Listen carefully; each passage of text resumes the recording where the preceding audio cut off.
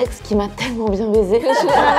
Et c'est vrai qu'il faisait des cunis incroyables. Hello, c'est l'équipe Hotline et on va jouer à carte sur table sur les ex. J'ai stalké mon ex sur les réseaux sociaux. Bah oui.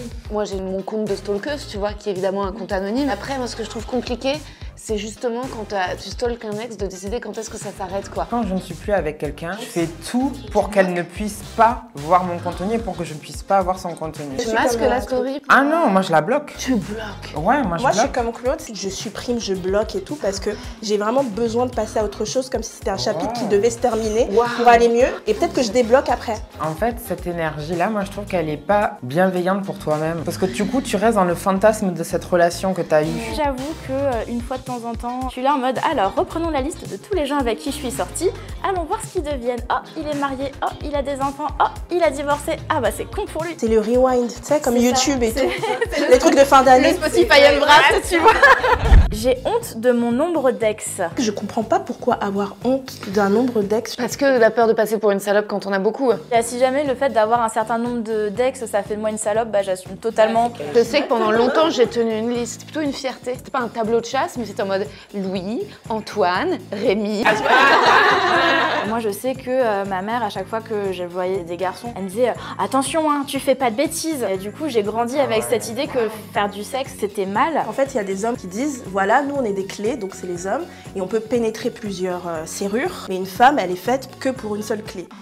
C'est un principe hyper sexiste. J'avais eu un mec qui m'avait fait la métaphore du pot de pâte à tartiner. Il m'a dit tu préfères manger dans un pot de pâte à tartiner qui est genre tout propre, tout lisse ou dans lequel il y a plein de gens qui ont mis leurs doigts. À la limite, compare-moi de la nocciolata bio, quoi. Ben, dans ce cas-là, on prend l'idée d'un coton-tige et d'une oreille. Une oreille, elle peut prendre plusieurs cotons-tiges. Un coton-tige, tu le jettes à partir du moment où il est entré dans une oreille. J'ai un ex toxique. Qui n'en a pas? Franchement, des gens qui n'ont pas d'ex. Déjà, si t'en as qu'un seul, tant mieux. Les relations ont toujours été toxiques, c'est pas quelque chose de nouveau, c'est pas quelque chose que le féminisme a inventé. À partir du moment où il y a eu du patriarcat, il y a eu des violences dans les relations. Moi, je pense même limite que la relation toxique, c'est un progrès. C'est-à-dire qu'avant, les hommes étaient de tels tyrans que, en fait, toxique, c'est un euphémisme pour qualifier ce genre de relation qui avait lieu, quoi. Aujourd'hui, on se dit, ouais, j'ai l'impression que c'était toxique. Ça veut dire que, tu vois, c'était pas quelqu'un qui pouvait battre, être violent. Je pense que la première chose à faire, en fait, pour guérir d'une relation toxique, c'est d'accepter le fait d'avoir été traumatisé et d'accepter le fait d'avoir été victime, même si c'est un mot qu'il y a plein de gens qui n'apprécient pas beaucoup. Et c'est là que le travail sur soi, notamment avec un psy, peut vraiment devenir salvateur. Oui. J'ai un ex que je n'oublierai jamais. Ça, c'est le sujet principal de Hotline.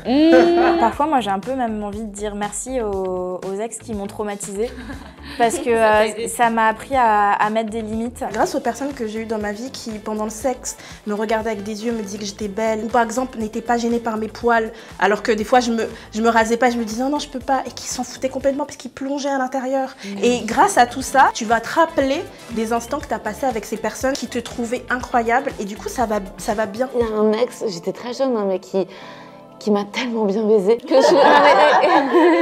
et c'est vrai qu'il faisait des cunis incroyables et que je pense que si j'étais pas passée par lui, je sais pas si ça serait devenu à ce point un moteur de ma life en mode je veux des cunis. Et merci mec.